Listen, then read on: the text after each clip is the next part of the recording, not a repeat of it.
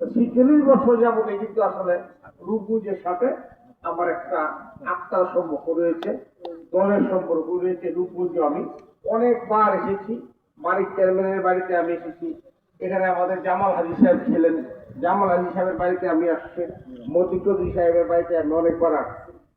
আজকে আমার বক্তব্য শুরুতে আমি গভীর শ্রদ্ধার সাথে স্মরণ করছি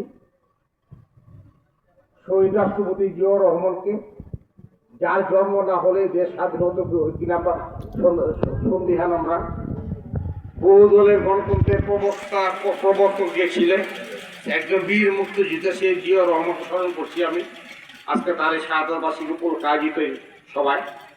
আমি গভীর শ্রদ্ধার সাথে স্মরণ করছি আমাদের নারায়ণগঞ্জে বিএনপির মুরব্বী, আপনাদের রূপগঞ্জের কৃতি সন্তান আব্দুল মতিন চৌধুরী।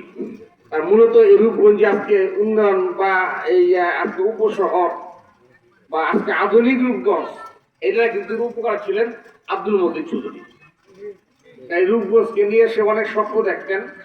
এই রূপগঞ্জকে নিয়ে মতিন চৌধুরী তার বাড়িতে রাত একটা দুইটা আড়াইটা তিনটা পর্যন্ত সে আপনাদের জন্য অপেক্ষা থাকতেন, আপনাদেরকে সাক্ষাৎ কথা বলতেন, আপনাদের শুনতেন। মতিন চৌধুরীর সাথে আমি বিএনপির প্রতিষ্ঠাকাল থেকে কিন্তু যেহেতু রাজনীতি করেছি, সুতরাং সেই হিসেবে এই রূপগঞ্জের সাথে আমার যেটা বলেছি যে আমার কাটটা সম্পর্ক, সেই মতিন চৌধুরীকে আমি আবারও স্মরণ করছি। আমি স্মরণ করছি মানিক চেয়ারম্যানের নাম, আমি স্মরণ করছি জামাল হাজি সাহেব সহ এই পর্যন্ত যারা